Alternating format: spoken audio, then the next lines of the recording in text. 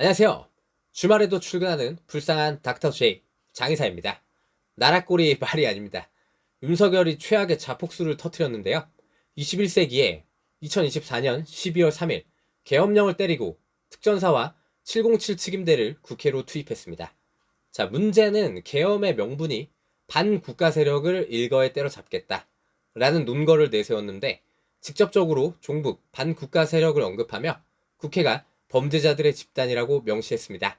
동덕여대 사태가 집단적 광기라면 이 사태는 최종 권력자의 광기라 볼 수 있습니다. 물론 사태의 원인을 보면 윤석열 본인은 그야말로 식물 대통령이나 다름없습니다. 연차 대비 역대 최악의 지지율을 기록하고 있고, 이미 총선에서 패배하고 민주당과 야당이 과반수 이상을 차지하면서 행정력에 심각한 문제가 생겼죠. 그러나 여러분, 현행 대한민국 민주주의 체제는 그런 시스템입니다. 애당초 대통령은 행정, 외교, 군대의 수반으로 최종적인 명령권자이자 권력자입니다. 행정사법 입법은 헌법의 원칙에 따라 분리되어 있지만, 대통령은 거부권을 통해 입법이나 예산에 관여할 수 있고, 또한 법관을 임명하는 권한이 있으니 당연히 사법에도 그 영향력이 있다고 볼 수 있습니다. 애당초 국민의 대표로 선출된 국회라는 집단은 민주적 정당성을 가진 집단으로 서로 견제를 하게 되어 있습니다. 예를 들어 입법기관인 국회에서 이재명을 보호하기 위해 담당 검사를 탄핵해도 실제 헌법재판소에서 빠꾸를 놨죠. 그러니까 원래 서로가 서로를 견제하게 되어 있는 겁니다. 그러나 입법과 예산을 관리하는 국회의 특성상 탄핵안을 소추하기만 해도 일단 법원의 판단 이전에는 직무정지가 되기 때문에 엄청난 힘을 가지고 있죠. 그러니까 솔직히 국회가 딴지를 놔도 원래 그런 시스템입니다. 꼬우면 총선에서 이기던지 뭐 이렇게 나올 경우에 애시당초 방법이 없는 거예요. 그런데 지금의 보수정당 상황은 그 패배적 요인에 100% 대통령이 그 중심에 있는데, 행정부와 대통령의 권한이 완전히 막장인 상황이라 해도 이걸 비상계엄이라는 황당한 방법으로 본인 말처럼 반국가 세력을 일거에 때려잡겠다니 제정신이 아닙니다. 애당초 여소야대 전국에서는 어쩔 수 없이 타협을 하거나 아니면 노태우의 경우처럼 정치적 수완을 발휘해 지금까지의 적과 손을 잡는 3당 합당 같은 방법으로 위기를 탈출하기도 했었죠. 보기가 안 좋지만 뭐 그런 게 정치적 수완이잖아요. 자, 의석수를 점령하고 있으니 무려 22명의 국무의원을 탄핵하고 주요 부처의 예산안을 전부 삭제하고 막 하도 스파이가 많아 간첩의 범주, 즉 적용 범위를 적국에서 외국으로 확대하는 형법 개정에도 민주당이 딴지를 걸었죠. 향간에는 중국의 심기를 건드릴 수 있어서 반대하는 것이다 라는 말이 떠돌기도 했습니다. 물론 윤석열 정부가 사실상 반쪽짜리 마비가 된 정부라 할지라도 그렇기에 힘으로 뭐 종북, 범죄자, 반국가 세력을 일거에 때려잡겠다니 황당합니다. 민주당의 종북, 범죄자, 반국가 세력이 있다는 것은 분명히 동의합니다. 윤석열이 선포한 비상계엄은 헌법상 대통령의 전시, 사변 또는 이에 준하는 국가 비상사태 시 적과 교전 상태에 있거나 사회 질서가 극도로 교란되어 행정 및 사법 기능의 수행이 현저히 곤란한 경우에 군사상 필요에 따르거나 공공의 안녕 질서를 유지하기 위하여 선포한다. 이렇게 되어 있는데, 일단 대통령의 고유 권한인 것은 맞습니다. 그러나 4조에 대통령이 계엄을 선포했을 때에는 지체 없이 국회에 통고하여야 한다. 분명히 명시되어 되어 있지만 이는 전혀 지켜지지 않았고, 심지어 여당 대표도 이런 일이 벌어지는 것을 전혀 모르고 있었으며, 계엄법 자체에 국회의원의 권한을 막을 수 있는 권리가 포함되어 있지 않음에도 계엄사령관 포고문에는 1. 국회와 지방의회, 정당의 활동과 정치적 결사, 집회, 시위 등 일체의 정치활동을 금한다 라는 황당한 항목이 포함되어 있으며, 계엄법에 의거 처단한다는 어처구니없는 표현이 들어가 있습니다. 계엄법 벌칙에는 계엄사령관의 조치에 따르지 않거나 위반한 자는 3년 이하의 징역에 처한다 라고 되어 있는데, 처단이라는 엄포를 하고 있죠. 저는 솔직히 당시 저녁에 윤석열이 드디어 돌았나? 라고 생각하면서도 뭔가 엄청난 카드가 없는데 이런 짓을 한단 말인가? 라고도 생각했습니다. 이건 진짜 민주당과 이재명이 사실은 북한 김정은과 보위부의 지시를 받는 간첩이다 라는 명확한 물증이 있는 정도의 핵폭탄급 카드가 아니면 수습이 불가해요. 그야말로 바보라고밖에 볼 수가 없습니다.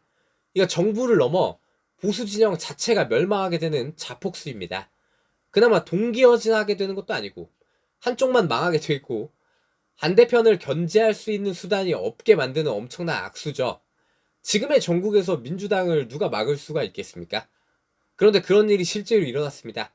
상황의 명분을 만들 카드는 전혀 없었습니다. 그리고 민주당과 한동훈 계파의 국민의힘 의원들이 개헌 풀어 하고 의견을 통과시키자 알았어 풀게 이렇게 끝났으니 세상에 이런 얼간이 짓이 어디 있답니까? 그야말로 21세기 폭탄마 본범엔 윤석열의 탄생이죠. 반대편 정당이 아무리 국정에 꼬장을 부린다 하여도 그것 역시 법에 명시된 권한이며 이런 상황을 극복하는 것도 집권자의 의무이자 능력입니다. 아무런 카드도 없이 본인과 보수의 멸망을 가져올 치즈러쉬를 감행했는데 드론 2마리도 못 잡고 끝장난 거예요. 더불어민주당 김민석 수석 최고의원이 6개월 안에 승부를 내자라고 선언했는데 이게 뭡니까? 이재명 대표의 2심, 항고심이 끝나기 전에 끝장 보자고 한 건데 대통령 본인이 이를 도와주게 되었죠. 명분과 근거가 있어야지 대통령 담화문 마지막에는 저는 오로지 국민 여러분들만 믿고 신명을 바쳐 자유 대한민국을 지켜낼 것입니다. 저를 믿어주십시오. 라고 썼지만 국무의원들이 사실상 거의 모두 반대한 이 악수에 얼마나 많은 국민이 지지를 보내겠습니까? 지금 상황에 대한 경고성 조치였다는 기사가 나오고 있지만 이거야말로 본인의 비상계엄이 뻘짓이라는 걸 인정하는 거 아니겠습니까? 비상계엄은 말 그대로 비상, 대통령이 전시, 사변 또는 이에 준하는 국가 비상사태에 선포하게 되어 있는데 아무리 행정부가 어려운 상황이라도 이 비상사태를 선포함에 있어 경고성이라는 개뻘소리를 할 수가 있단 말입니까? 비상계엄을 무슨 국가적 이벤트로 알고 있는 게 아니면 절대 할 수가 없는 일입니다. 아무리 사방이 막힌 상황이라 해도 광기로 스스로 탄핵당할 명분을 반대 세력에 줘버리는 행위라고밖에 볼 수가 없습니다. 본인이 말하는 자유 대한민국이 박살나는 계기를 만들었고 의사들은 내내 파업 중에 민노총이 파업을 실시하겠다 하고 국무위원들은 몽땅 사퇴를 표명했습니다. 이게 바로 진정한 국정마비죠. 저는 특정 정당을 지지하지는 않지만 정당과 정치는 서로가 서로를 견제해야 하는 것인데 이 바보짓으로 민주당과 이재명은 그야말로 날개를 달게 되었습니다. 아무도 막을 수 없는 특급 열차 티켓을 손에 쥐게 된 겁니다. 협치는 애당초 없었고 정부와 여야는 서로 할 수 있는 카드를 모두 펼치며 그야말로 개판이었죠. 그런 와중에도 민주당은 전체 정부 예산안을 삭감하면서도 국회 예산의 수당, 상여수당, 경비는 인상한 정부안을 수용했습니다.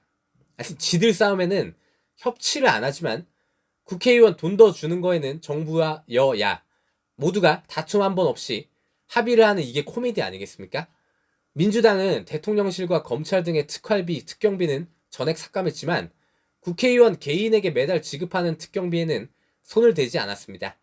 윤석열은 대국민 담화에서 절박한 심정을 강조했습니다. 그 부분은 이해가 갑니다. 그야말로 완벽한 핀치에 몰리는 상황이었으니까요. 그러나 도대체 계엄을 선포함으로 얻은 게 뭘까요? 명분상 망했고 상황을 반전시킬 카드는 존재하지 않았고 일부 유튜버들이 주장하는 부정선거 관련은 그 말이 맞다 해도 이제 찾아야 하는 상황입니다. 국무위원들은 전부 나가리 됐고 주요 지휘관들이 모두 직무 대리로 바뀌었고 이제는 군을 비롯해 대통령직 그 자체에 대해 민심이 회의감을 가지고 있는 시점입니다. 윤석열 대통령 본인은 12월 7일 탄핵안 표결 이전 다시 짧은 대국민 담화를 내고 여기서는 국민께 불안과 심려를 끼쳐드린 점을 사과드리고 법적, 정치적 책임을 회피하지 않겠으며 남은 임기와 앞으로의 전국 안정 방안을 당에 일임하겠습니다 라고 밝혔습니다. 여러분 무슨 개그맨도 아니고 솔직히 앞으로 정상적인 국정 운영이 가능하겠습니까? 탄핵을 당하면 끝이고 어떻게 막아낸다 해도 사실상 이제 정상적인 대통령이라고 볼 수 없어요. 여기서 탄핵을 당한다면 윤석열은 진짜 역대 대통령 중에서도 최악의 천하의 얼간이로 남게 되겠죠? 그렇게 되면 이재명은 100% 대통령이 될 거고 더군다나 이제 막을 수가 없는 슈퍼 대통령이 될 것입니다. 탄핵 소추안을 실패하면 다시 또 하고 그래도 실패하면 다시 또다시 하겠다고 이재명은 선언했죠. 그리고 민주당은 12월 11일에 다시 시도하겠다 했는데 조국의 최종심이 12일에 있기 때문에 그렇게 말하는 거죠. 부정선거를 잡기 위해 선관위의 데이터를 터는 게 진짜 목적이었다 하기에는 특전사령관과 수방사령관, 특전 여단장의 증언에서 분명히 의원을 체포하고 끌어내라는 증언이 나왔습니다. 결국 그의 입장에서 생각할 때도 아무것도 성공한 것이 없습니다. 그러나 다행히 한 가지는 확실해졌습니다. 지금의 대한민국에서 힘으로 권력을 지키고자 할 때 군이라는 집단이 특정 선을 넘지 못했다는 것입니다. 윤석열에게 과연 남은 카드가 있을까요?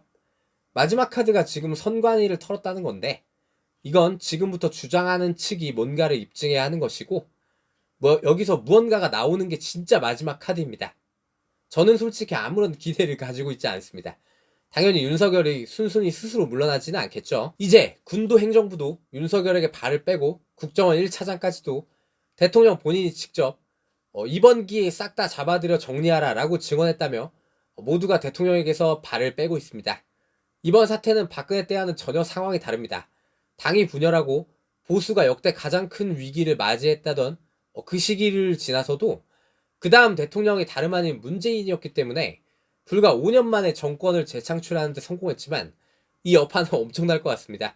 일단 그는 첫 번째 위기를 대통령 본인이 무시한 여당이 발벗고 나섬으로 넘겼습니다. 그렇지만 말씀드렸듯 상황을 반전시킬 카드가 없다면 그와 보수 전체가 그냥 숨만 붙어있을 뿐 아무런 의미가 없을 수가 있습니다. 저는 역사와 정치라는 따로 볼 수 없는 두 가지를 다루는 사람으로서 진정한 제왕이 탄생하고 그들이 설칠 걸 생각하니 벌써부터 무섭습니다. 밥상을 차려준 본보맨 윤석열의 미래가 어떻게 될 것인지 한번 지켜보겠습니다. 그러면서 6.25 전쟁을 거론했습니다. 6.25 전쟁도 어느 날 갑자기 우연히 일어난 것이 아닙니다. 38선에서 크고 작은 군사 충돌이 누적된 결과였음을 결코 잊지 말아야 합니다. 국민의힘과 한동훈 위원장은 북한의 남침이 분명한데 공당의 대표가 역사 왜곡을 한다고 반박했습니다. 왜냐하면 의견의 영역이 아니기 때문입니다. 과거의 소련 문서가 이미 다 공개되어 있지 않습니까? 그게 얼마나 계획적으로 소련과 북한의 김일성이 사전에 계획해서 벌인 일이라는 점에 대해서